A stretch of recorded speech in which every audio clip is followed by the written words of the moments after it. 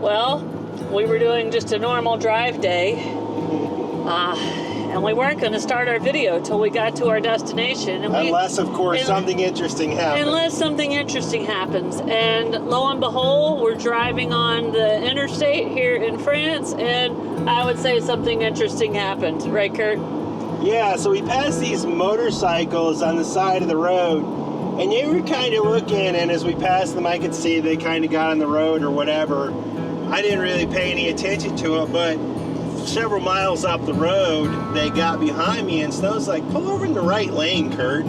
So I pulled over in the right lane, and there's a police officer pulls up in front of us, and one pulls them up behind us.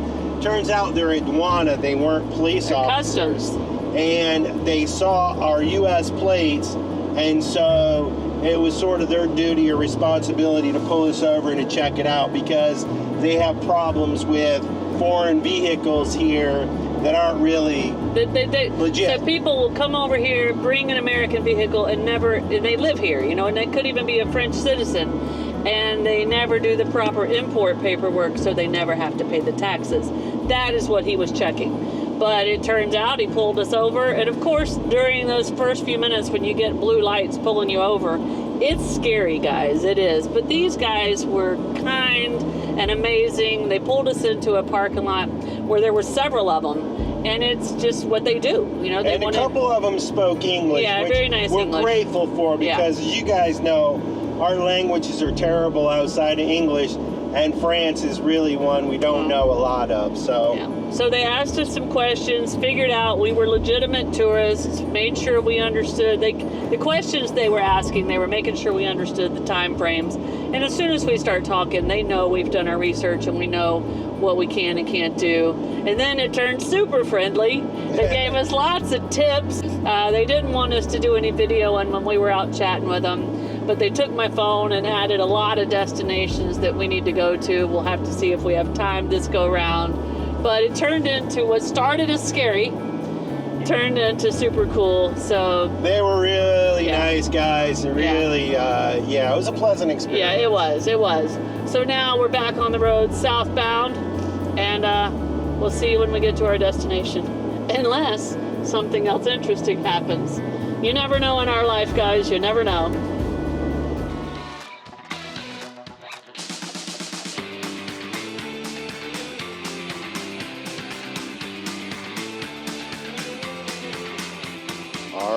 We got the scooters out today. We're going for a little ride.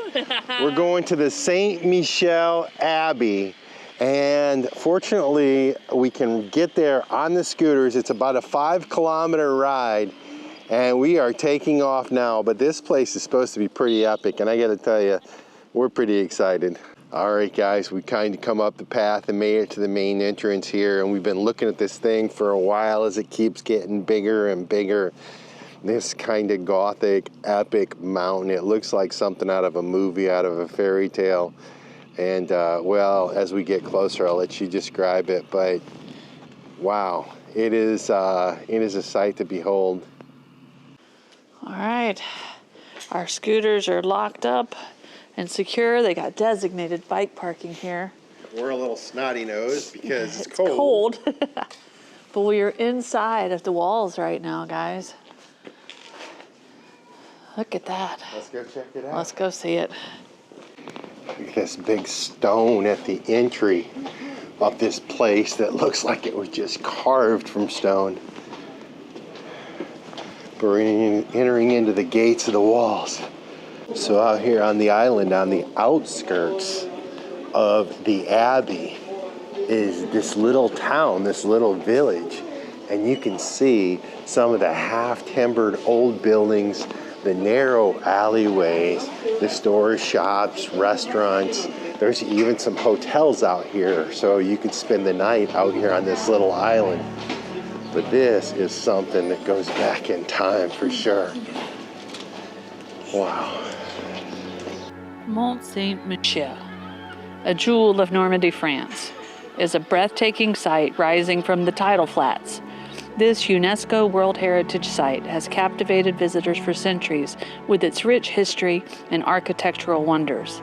Legend has it that in 708 AD, the archangel Michael appeared to the bishop, inspiring the construction of a sanctuary on this rocky island. Over time, the Mont grew into a powerful and religious center and a strategic fortress. Today, you can wander through its narrow cobblestone streets, marvel at the towering abbey, and experience the unique tidal phenomenon that transforms the island into a peninsula twice a day. Now, it looks like Curt and I will not be here for high tide, so we'll just have to use our imagination to wonder what this place looks like as an island. Mont Saint-Michel is a testament to human ingenuity and a symbol of faith, standing as a timeless masterpiece against the ever-changing tides. It's one of the most popular tourist destinations in all of France, attracting around 3 million visitors each year. Luckily for us, we're here during the off-season, and it's not as crowded as I can imagine it could be in the summertime. If you walk around the Abbey, you just climb through these narrow streets and keep going up the sidewalks till you finally get to this giant Abbey. And they allow us to climb out on the walls that surround the city. And this was obviously ruled by several countries, including England, France, Germany. I'm not sure what other countries have laid claim to this place. And I think I've just encountered the narrowest sidewalk in the town. And to be honest with you, I'm not even sure if I can squeeze through here. Let's see here. Give you guys a proper look at it. Kind of turned sideways, but that noise you hear is my backpack dragging because my shoulders won't literally fit through here.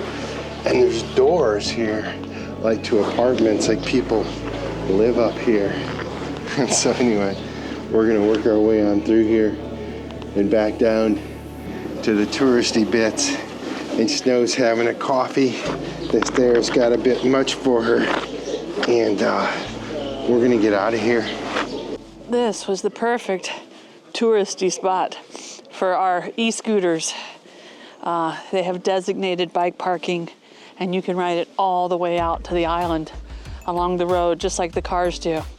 The only requirement is you have to park bicycles in the designated bicycle parking area.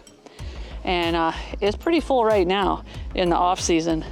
So I bet that place gets a little chaotic during season.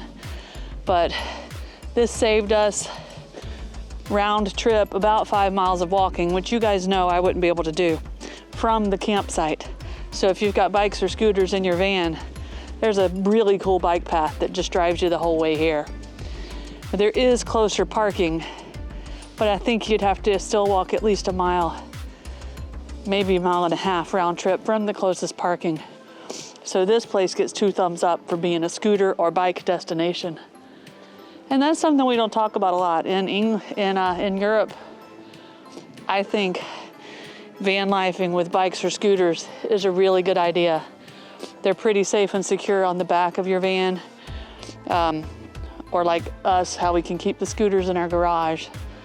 But you don't use them all the time. But when you're in the place that they're good for, they're really good.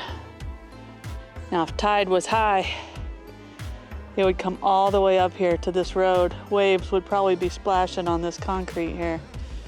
But it definitely comes up along the building. And this whole area here would be covered with water. I bet it looks pretty cool, but we just don't have the time to wait around. We're headed somewhere to pick up a really cool package that we've been waiting on for a while. Plus, we're gonna get to meet some subscribers down here, a little bit south of us in France. So we gotta get on the road. We got a day, we need to be there.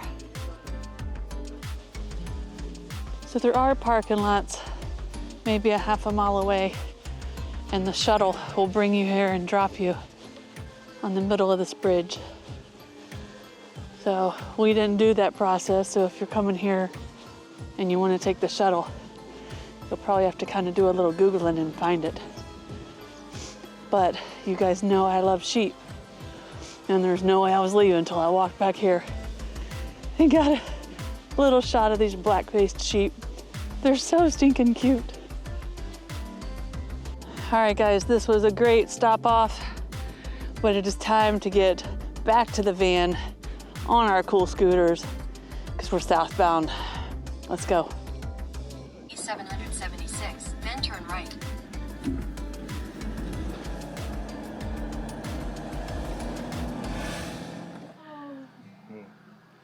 I have never seen anything so cute. She knows it too. She's a sweetheart, that's for sure.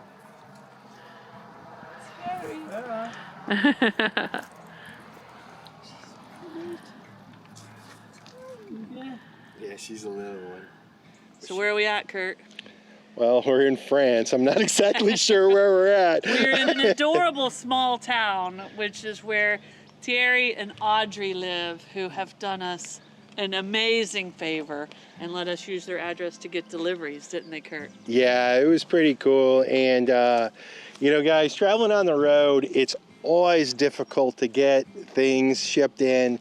And quite honestly, we just need the kindness of other people to kind of help us make it through the journey. And so when people like this show up, it's just really, really special. And we had the fortune of hanging out with them for a little bit, having some conversation and getting to know them. We did, for and sure. It was just a really, really cool time. We'll have to come back and see them sometime. We will for sure. So tell us, what's the name of this town? Lumino. It is a beautiful part of France, about halfway between Normandy and Bordeaux. So these guys have been amazing. Thank you so much, guys. You're Thank you. very Thank you. welcome.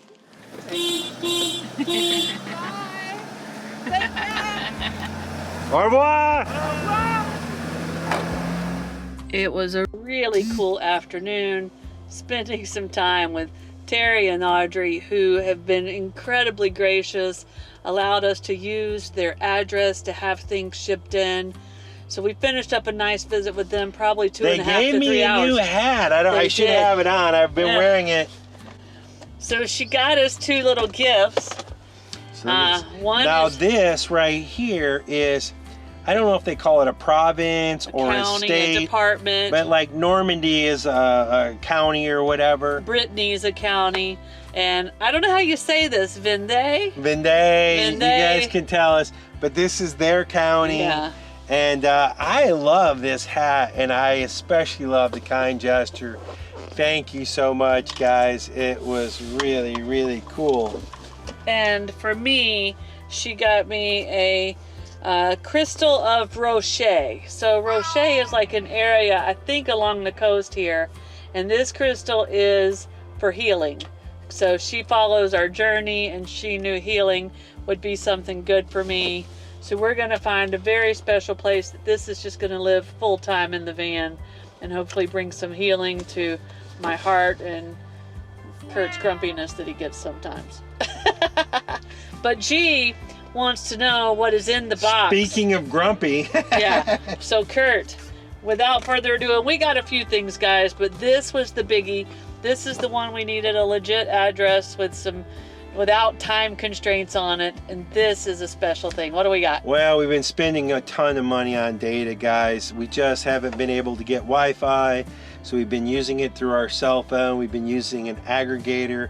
Data's pricey, and so we invested in Starlink. Dun, dun, dun, dun. This is a business investment, and so this is the mini. So we'll open it up here, official unboxing. And wow, it is incredibly small. Take it out here so you guys can see. Wow. So that's it right there. And so that's it's kind of a little bit beefier than I was thinking. How much do you think it weighs? A few pounds? I think it's like a couple pounds. I think they say it's like 3 pounds, but it's, I don't know, less than 12 by 12, I guess. And it's a little flat thing. And we also got the mounting system sent in. I'm not going to open that right now. It looks like there's a bunch of cable in here, and I really need to see what kind of connectors it has on it. There you go, specific connectors. So I got to figure out how I'm going to get that into the van. Uh-oh. Dum-da-dum. Now we were going to run this 12 volt anyway. This would be 220 most likely. And so we'll need to figure out how The exactly adapter. we're going to do that. And then this is a little adapter. And so this is actually a pole mount. So it'll mount up on top of the pole. You kind of take this back piece off here, which is like a kickstand for it. And anyway, you put this in there, and then you can mount it to like a flagpole. In our case, we will use this piece to mount it to the back of the attic. Our whole top of our van is covered with solar, but we can mount it to the back of the attic, and then we can have it sort of flat and use it a lot. We hope while we're driving. So, Kurt's got some figuring and deciphering to do. We probably have a hardware store trip in the future.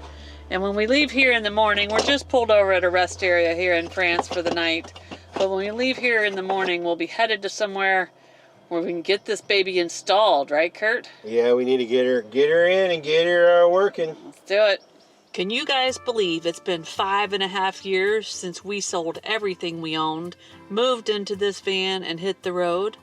The first 4.5 years was driving from Florida, through Mexico, Central America, and all the way to the very tip of South America. And the whole last year of that 5.5 years has been spent exploring the stunning landscapes and rich culture of Europe. Now, Europe all started when we shipped our van from South America to Belgium and flew ourselves with our two kitties, Vanna and G Money, from Buenos Aires to Paris to wait on the van. Now, that was quite the stressful adventure, let me tell you. But once we actually picked up our van from the shipping port, there was the excitement of exploring the Christmas markets in the Alsace region of France. It was like stepping into a real-life fairy tale with all the Christmas sights, sounds, and smells. But Europe had a few surprises in store for us. We quickly learned to bundle up for the cold winters, and we went looking for warmer weather in the south of France. From there, we explored the breathtaking Cinque Terre coastline cities that looked just like a postcard, walked the streets of Florence, and rode the canals of Venice. And we've navigated some seriously narrow Italian roads, the kind that make the hair stand up on the back of your neck and your stomach turn upside down. We caught up with an old friend in Croatia, cruised around the breathtaking Kotor Bay in Montenegro, and discovered the truly hidden gems of Albania. We were amazed by its beautiful beaches with some of the bluest water in the world, its rich castle-loaded history, and stunning landscapes. Bosnia and Herzegovina blew us away with its canyons, clear blue rivers, waterfalls, and the historic and war-torn cities of Mostar and Sarajevo. The comeback that the people of Bosnia have made in such a short time is inspiring. Slovenia's mountain valleys and castles were equally impressive, and its capital city of Ljubljana was a wonderful surprise. We even found some hidden gems in Austria with its slot canyons and waterfalls.